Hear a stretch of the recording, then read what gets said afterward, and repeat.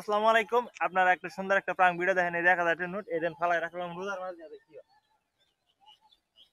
তো এই যে দেখেন টাকাটা একদম রাস্তার মাঝখান বরাবর রাখা হলো।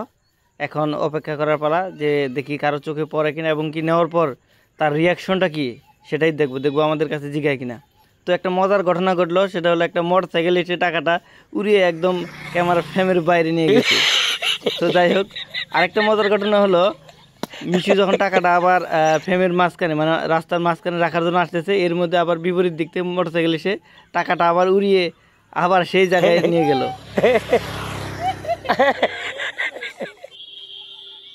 তো মিশু টাকাটা নিয়ে আবার রাস্তার মাঝখান বরাবর রাখলো। রাখার পর এই যে একটা ভ্যানওয়ালা দেখেন টাকাটা দেখছে, দেখার পর ভ্যানটা ব্রেক করে তারপর দেখেন টাকাটা খুঁটে নিবে। এই দেখেন টাকাটা কুড়িয়ে নিতেছে। এই যে এই যে কুড়িয়ে নিল। নেওয়ার পর উনি সরাসরি চলে যাইতেছিল। এরপর আবার মিশু কাছে এসে বলল,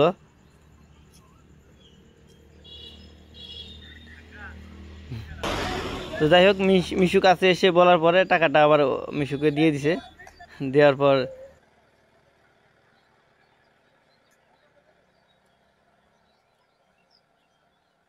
তো আরও একটি সাইকেল চলে গেল, উনিও দেখতে পায়নি। টাকাটা কিছুটা উড়ে ওই দিকে চলে গেছে। এই যে একটা ভ্যানাল আসছে, তো উনি হয়তো দেখতে পাইছে যে ভ্যান ব্রেক করছে। ব্রেক করে এই যে টাকার জন্য আসতেছে। এখন টাকাটা হাতে নেবে, এই যে হাতে নিল। নেওয়ার পর উনি ওইখানে গিয়ে জিগাইতেছে যে এখানে একটা 1000 টাকা নোট পড়ে আছে, এটা কার টাকা? তো জিগাইতেছে, হয়তো বুঝতে পারছে। তো যাই হোক জিগাইতেছে যে এখানে এই টাকাটা কার। পরে টাকাটা দিয়ে চলে আসলো। তো একটা লোক পাওয়া গেল যে টাকাটা পাওয়ার পর গিয়ে জিজ্ঞাসা করলো যে কার টাকা, তারপর টাকাটা দিয়ে তারপর চলে গেল।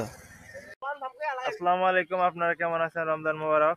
দেখলাম মানুষের মন মানসিকতা কিরকম। তো এই 1000 টাকা নোট ফালায় রাখছিলাম রাস্তার মধ্যে। তো দেখলাম যে কোন মানুষটা কুড়ায় নেয়। তো এর মধ্যে যে কোনো ভুলভ্রান্তি হয়ে থাকে সকলে মাফ করবে।